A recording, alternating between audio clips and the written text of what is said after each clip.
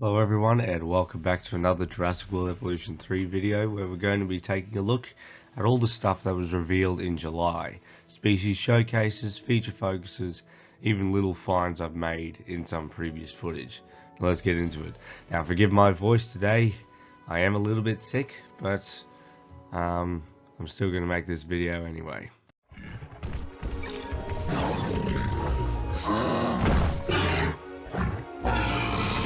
Meet the Lokiceratops, one of the most spectacular horned dinosaurs you can add to your park.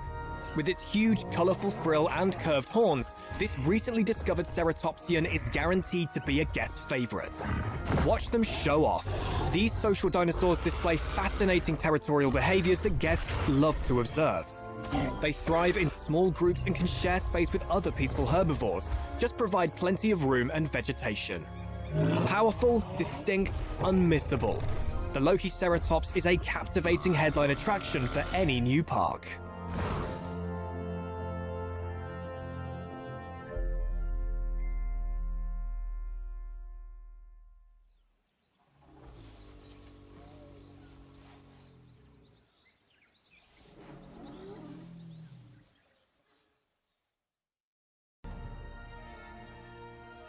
So we also got a little bit of information with the Lokiceratops species showcase on Steam. So we get a few notable characteristics such as that it's social and well suited to living with other herbivores, particularly other ceratopsids, protective of their young and willing to defend them against threats, and favours a mix of wetland and cover in their enclosures.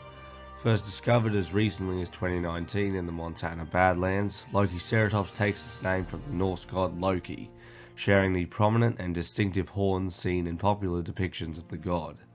Like other ceratopsids, their impressive horns and frills are used to compete with rivals and impress potential mates. Hailing from the late Cretaceous period, these social dinosaurs display fascinating territorial behaviours that guests love to observe. They thrive in small groups and can share their enclosures with other peaceful herbivores. Just be sure to provide plenty of space and vegetation. Lokiceratops like their nests to be private and outside of any other species' territory. When breeding, a natural population include enough room for these impressive ceratopsids to nest together in peace from other species.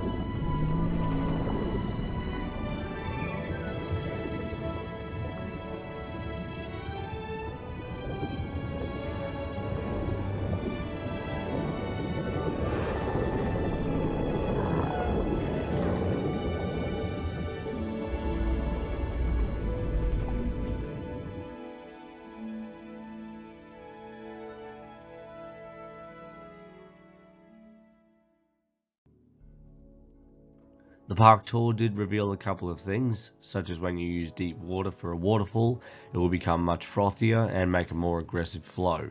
We also got introduced to the rock brush and how when you play shallow water. Wetland plants will automatically spawn to the border of the water, and also the foliage brush, which is focused on different environments, of course dedicated to each individual map, of which in the arid tab, that is where you find the rock brush. We also see the path brush, showing off several different paths of various styles, but also sizes, and one appears to resemble a natural path. So we don't always have to have a concrete path going from place to place and create a natural pathway. The rock selection for the module building was also shown, giving us a good idea of what kinds of rocks we'll be able to utilize. And we do have some rather cliffy pieces, so I expect many players will use this opportunity to create some cool canyons and sea cliffs for their pterosaurs. Then lastly, the family of Mosasaurus, as we are now able to clearly see the difference between the male and female Mosasaurus. First is size, but the male also has a longer, thicker tail with more scoots running down along it when compared with the tail of the female. Welcome to DIN, the Dinosaur Integration Network. With access to the latest in technology, we are at the forefront of paleocuration and are now synthesizing male dinosaurs, opening up all new opportunities into breeding and family observation. This is where your training starts. At DIN, we aim to create an environment where Mother Nature can run its course, encouraging dinosaur families to thrive through natural breeding. However, that's not to say that we don't sometimes step in. We've developed various nests suitable for land, aquatic, and flying species. When placing, it's important to consider the species you'll be breeding and any necessary requirements, such as keeping the nest away from guests or other dinosaurs. Now, let's check the fertility of our chosen mother. Looks like she's ready. You'll need to line up a compatible male and find an available scientist. Through breeding programs, you will watch his traits pass down generations, surfacing in the offspring's color and behavior. You might even find certain traits disappear for a few generations, only to surface again. As with life, they find a way. You should now be well prepared to start breeding your dinosaurs, and be sure to watch the rest of our modules for further training on managing your parks.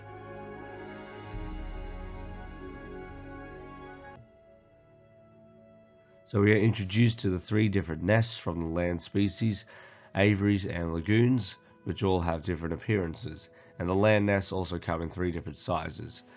We did also get some looks at some of the enclosure menu, and we could see an object that wasn't there in Evolution 2, and members of the community have discussed speculation on this object, but what it looks like to be is the track crossing that guests use to cross over tour tracks.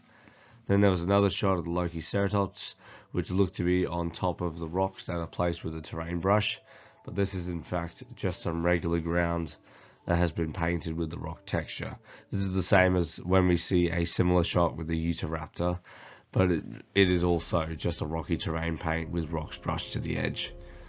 We also know that the nests are modular, so you have a base nest at start, but that you can also customize the nest to look however you would like, which I think just can allow players to create some unique scenes.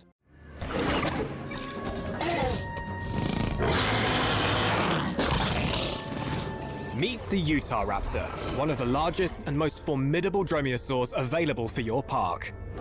This agile predator is known for its powerful legs, sickle-shaped claws, and hunting intelligence, perfect for creating high-impact exhibits. Parental care is vital for Utahraptors.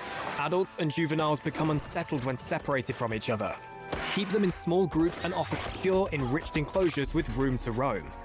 These are high-maintenance predators with high guest appeal. Fast, fierce, ferocious. The Utahraptor brings energy, spectacle, and drama to any successful park.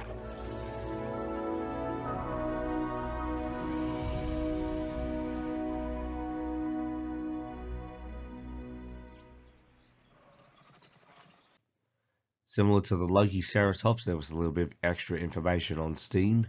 So the Utahraptor is unsuited to living with other species and are best housed alone or with scavengers. Very protective of their offspring and even willing to care for other juveniles of the same species, even if they're not their own. Favours a mix of cover and pasture terrain, offering space to roam and stalk. Hopefully that means they do actually stalk while hunting now. Hailing from the state of Utah in the western United States, Utahraptor packs were a danger for small and possibly large dinosaurs living in the early Cretaceous period. As one of the slowest of the Dromaeosauridae, Utahraptor relied on their ferocious claws, strong jaw, and aptitude for ambush to hunt their prey. Despite their fearsome appearance, parental care is vital for Utahraptors. Adults and juveniles will become unsettled when separated from each other, and adults will exhibit protective behavior if they think their juveniles are in danger. Utahraptors thrive best in small groups and in secure, enriched enclosures with plenty of room to roam. These are high-maintenance predators that offer a return on your investment with a high guest appeal.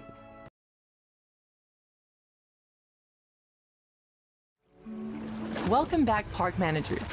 In this module, we'll be exploring the unique dynamics that form within various dinosaur families, making sure you know what to look out for when introducing juveniles into an enclosure, and setting the foundation for them to thrive and expand. Dinosaur juveniles may sometimes have different needs to their parents, but as with any species, the child's needs are always the priority, and their welfare will impact on that of their parents. With both paleo and social needs to consider, you may have to alter your enclosures in order for the juveniles to settle in. Paleo needs cover environment and available food types, while social needs can be as specific as how many male dinosaurs are inside the territory. Paying attention to these needs will pay off, as a happy dinosaur means happy guests and increased park appeal. Plus, it will also benefit you later down the line when your thriving juveniles mature. So it's crucial to monitor your juveniles early on. You'll find that some dinosaurs like to stay close to their immediate family, whilst others follow more of a herd mentality, or even bold enough to follow any adult, no matter the species. I'm sure it won't be long before your enclosures are lively with dinosaurs and your parks are busy with guests. In the meantime, be sure to watch the rest of our modules for further training on managing your parks. Next we had a family unit focused feature focus, where we actually got the reveal of a new species, that being this here, the Patagotitan, a large titanosaur hailing from the Argentinian part of Patagonia. It was close to Argentinosaurus in size, but still is a little bit smaller than the Argentinosaurus, which hopefully we will get at some point. We also got a look at the baby lagoon species being able to just exit the nest like they do here with the little Mosasaurus. So now we finally know what that object is. We also get another look at the Patagotitan juvenile, where we can see a few adults, one lying down, another drinking in the back.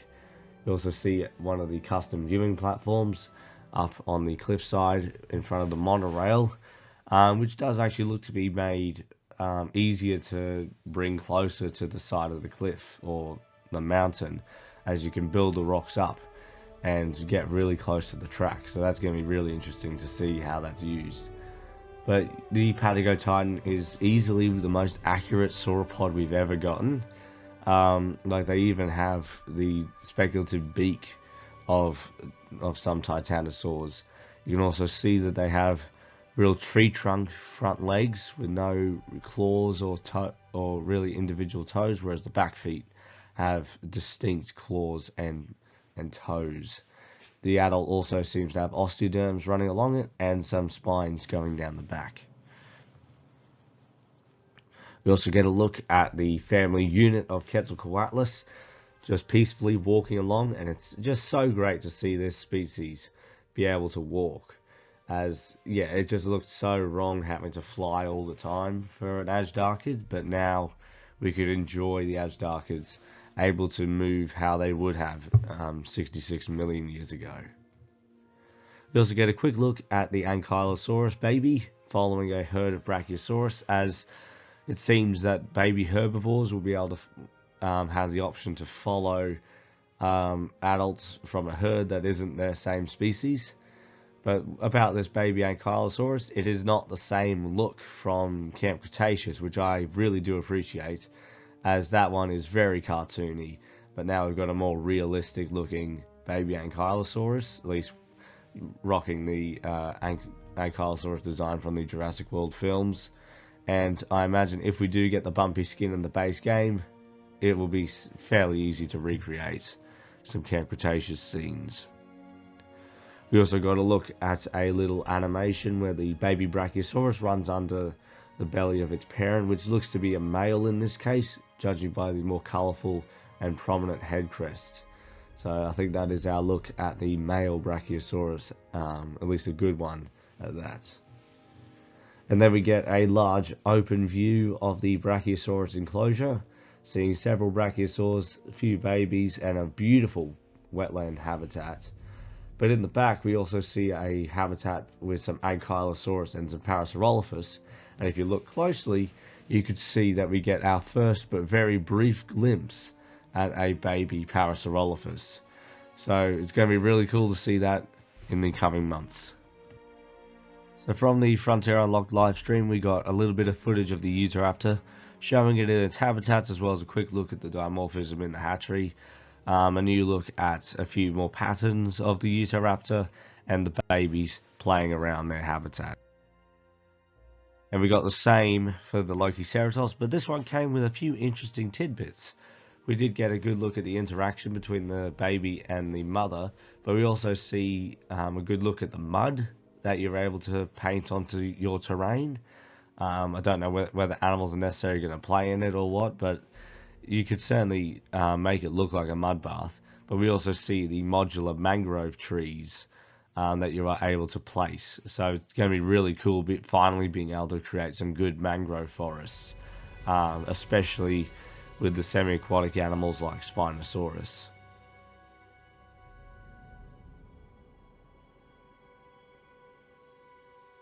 So I went back and looked through a few shots from the gameplay trailer earlier this month, and managed to find confirmation of another returning species in this shot of the Escape Baryonyx, that being this statue of a Pachycephalosaurus. Now it's very clearly a Pachycephalosaurus because you can see the domed head and also the notable beak at the front, and the overall proportions match the Jurassic Pachycephalosaurus pretty much 1-to-1. So in terms of newly confirmed species with newcomers Lokiceratops and Patagotitan, as well as the returning Tropicgnathus, Utahraptor and Pachycephalosaurus, brings us to a total of 29 species out of 86, so 86 being the total, including the deluxe edition species of Guanlong concavenator, Protoceratops and Thanatos dracon. So we've still got a lot of species to learn the existence of in this game, but I'm sure we will learn about them in the coming months, and hopefully we do get dev diaries this time around, because dev diaries were certainly the ones that revealed the most species at a given time. So fingers crossed for that, as we do only have pardon me, two feature focuses left, as confirmed via the stream. So one being the terrain tools and another being the modular building. However many species would actually be revealed in that, I am not sure. But those are the only two that we will be getting after the last two that we received. So yeah, don't expect too many more feature focuses, as those are really the only ones. And so hopefully dev diaries and maybe more frequent species showcases can give us a better idea of the overall roster and allow us to make more calculated estimates on what species are going to actually show up.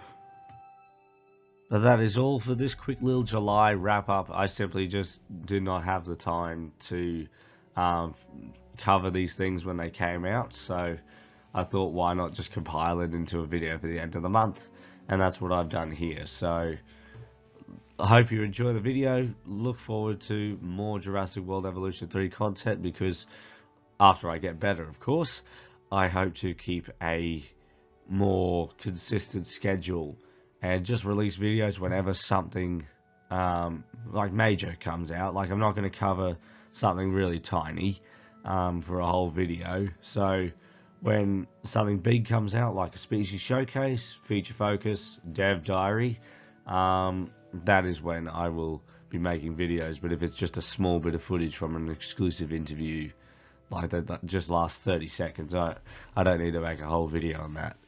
So yeah, let me know your thoughts on these new things that were revealed in July, and I will see you in August.